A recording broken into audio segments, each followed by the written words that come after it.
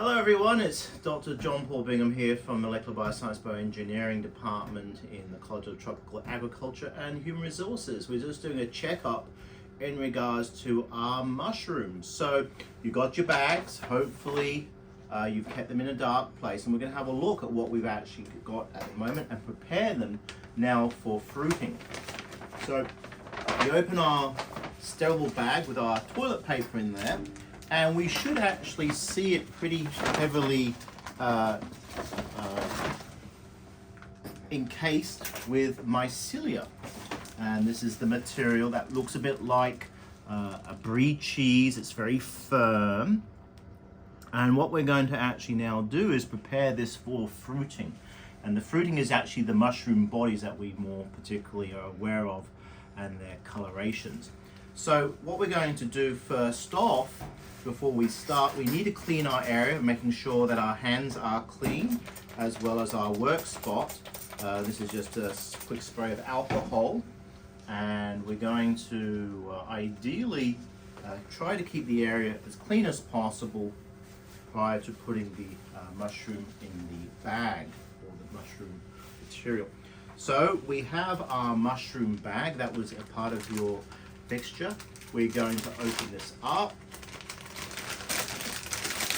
and I would recommend most probably placing this on a plate to allow you to capture anything and just keep a stable platform.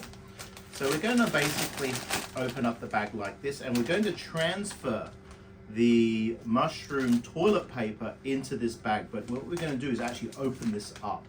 Now we've actually found that you can remove, and I'll do another example of this, removing the whole toilet paper from the bag. But what we've actually found is there might be a little too much moisture loss, which might affect the growth a little bit. So if you just open up like this and then place that into your mushroom bag and have this facing to the top, you're going to be in a much better position to give you that headspace that we require for the mushroom growth. So your mushrooms are going to grow in the exposed area. So what you're going to have to do is just basically moisten the inside of here with your little spray container. Give it a little misting just on the plastic itself. Now you might need to put in the sticks that we have given you, the skewers, just to help support the opening.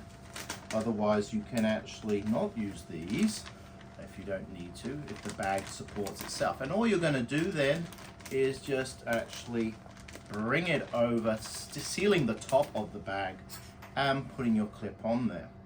And so twice a day, what you're going to do is allow an oxygen exchange by opening your bag, giving it a little bit of a opening and closing to cause that oxygen exchange, and re-squirting just the plastic, not on the actual mushrooms, but just on the plastic of the mushroom bag, and then closing that off. I'm going to do one more where we're actually going to take out the mushroom toilet paper from the containment bag and actually put it into a mushroom bag. So here we have another one here, and what we're going to do, we're just going to straight put it into the mushroom bag and take it out of the bag altogether, which is holding the present toilet paper. So again, I'd recommend you get a plate or something to put it on the bottom.